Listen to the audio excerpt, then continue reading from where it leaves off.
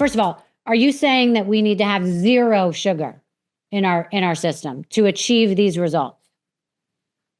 That's a good one. I do believe I'm a big fan in drug and alcohol world and in this world in harm reduction. Any lowering, any amount is a good thing. Okay. And the only people, it's not my job to tell people that they're an addict. Usually they know in their heart of hearts, but addicts do have to go 100% abstinent at least for 30 or 60 or 90 days. They got to at least get a reset. Okay. The second group is that's about a third of the population. Mm.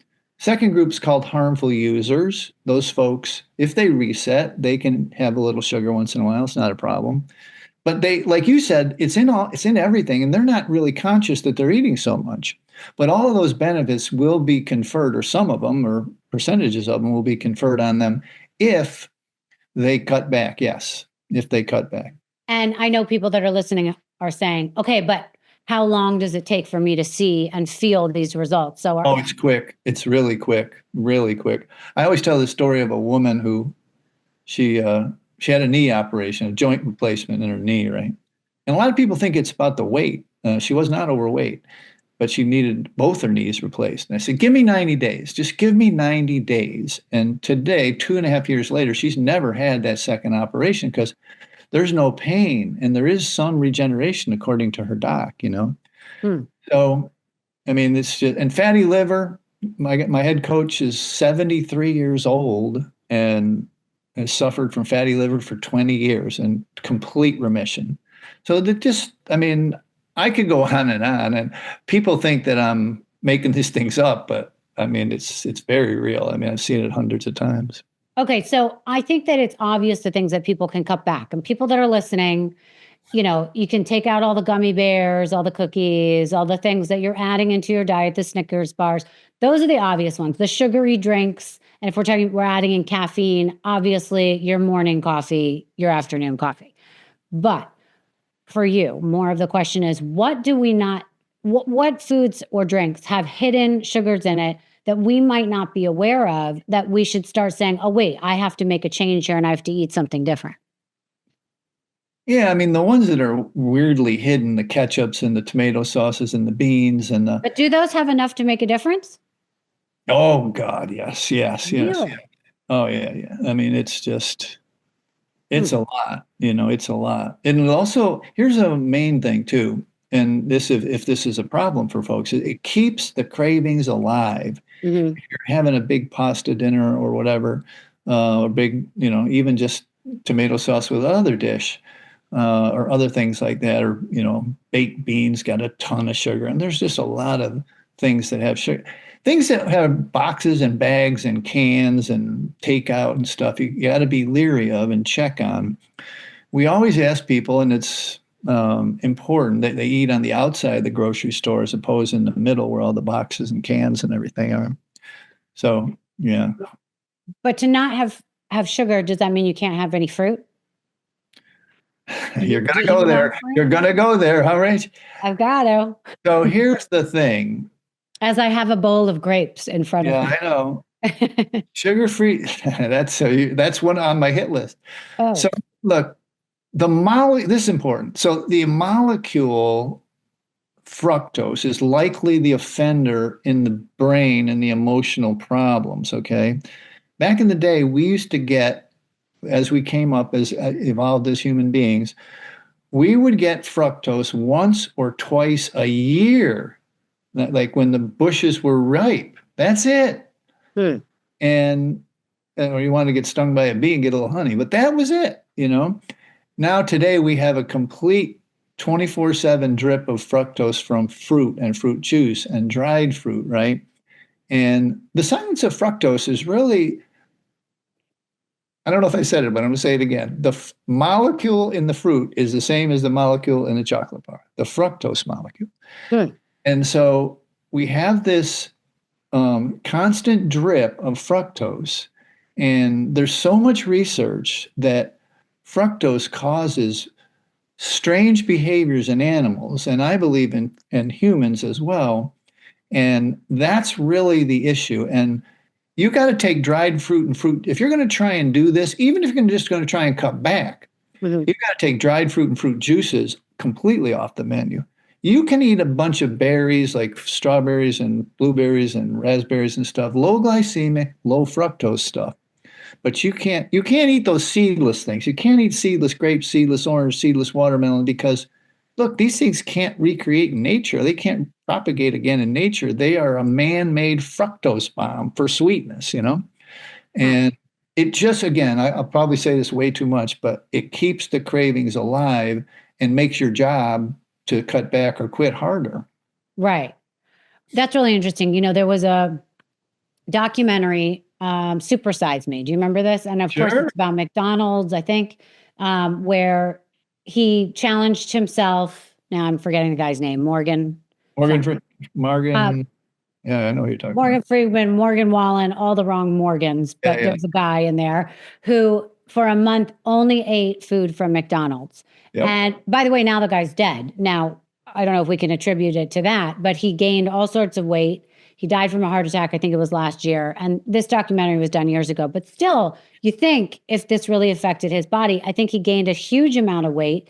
And what we found out in that documentary is that McDonald's adds sugar to the hamburger buns to get you to want more and to have more and consume more. And he said the cravings were so terrible. Yep. He wanted it so much. So, I mean, I believe what you're saying. I want to hear about your hit list. What are let's like rattle off everything. Cause I think people are, now that you're talking, I mean, I'm thinking to myself, okay, I want to try this for 30 days, but could I? I wouldn't even know some of these things. So, what are the absolute things that people cannot eat? Oh, good question. So sweeteners, let me start right at the top of the weird list. Is like Okay. sweeteners are strange because when the body gets the sweet taste in the tongue, it's the body saying, where's the rest of this equation? Where's the calories and where's the dopamine hit? Like theoretically doesn't raise your blood sugar, some of them, not all of them, but some of them. And so you're not getting that blood sugar spike. So that's why people think it's good. But remember, the behavioral change part of the process is they keep the cravings alive. Like if you were to quit all these things, just go 100% abstinence from everything sweet, in 10 days, your taste buds change. And so peppers would taste sweet, carrots would taste sweet, Right. macadamia tastes like candy, right? But that takes just 10 days. And so what I ask folks to do, and as opposed to going down the litany in the list, is that there is nothing to sweeten at the beginning, okay? And maybe that handful And are of you talking about, sorry to interrupt you, but are we talking about even the yellow packets, the sugar-free sweeteners? Those have to be off the absolutely list? all of it, all of Oh, it, all of okay. it, all of it. Okay. The goal is to get to peace with this. Like I said, who wants to do this if you're going to be constantly craving? Right. You want to just not even think about it. That free rent in the head, like should I, shouldn't I, should I, shouldn't I, should I? Nobody Right. wants to do that.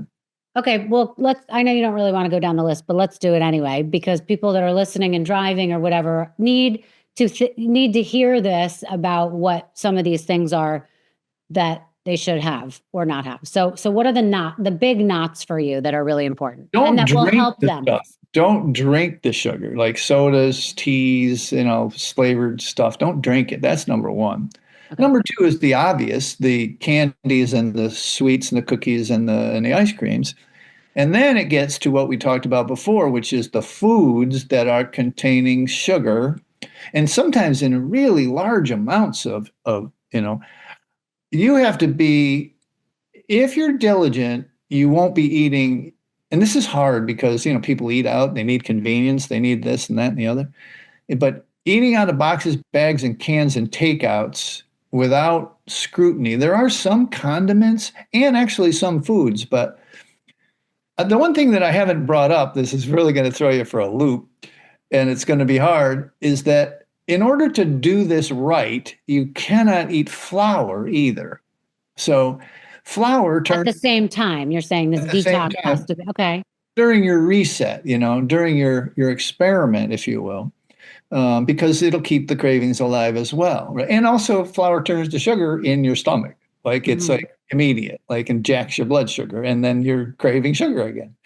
So, and that really, like people come to me like they for sugar, but then I say, look, in order to get this reset, you've got to give up the flour too. Well, the flour, I think people mostly are saying I'm giving up carbs as opposed to I'm giving up flour, right? I mean, is it one and the same? Yes, yes. Ultra processed carb, yes. Processed. Well, what's a not processed carb? Like like a sweet potato or like that. So you can have a sweet potato even though it says the word sweet in front of it. Yeah. So we have this group of, and sweet potatoes is kind of on it. As long as you're eating whole foods, you're all right. But we have this group of, we call them borderline foods. And borderline foods have 4 categories: nuts and nut butters, dairy, grains, and fruit juices and dried fruit. Okay. Mm-hmm. And what happens when you start healing up, and I call it healing up, like you're healing up from the sugar addiction or the sugar abuse or whatever, and you do get a level of abstinence and you're not on anything processed, then those 4 groups start to, one or both or 2 or whatever will bother you. You'll be eating whole bags of nuts. You'll be eating nut butter out of the jar with a spoon. You'll be eating a lot of cheese. You'll be eating a lot of oatmeal, whatever. And it starts to act like the sugar did. You start to get a little obsessed with it. Mm. This is what you have to watch out for as you navigate the path to, sugar freedom.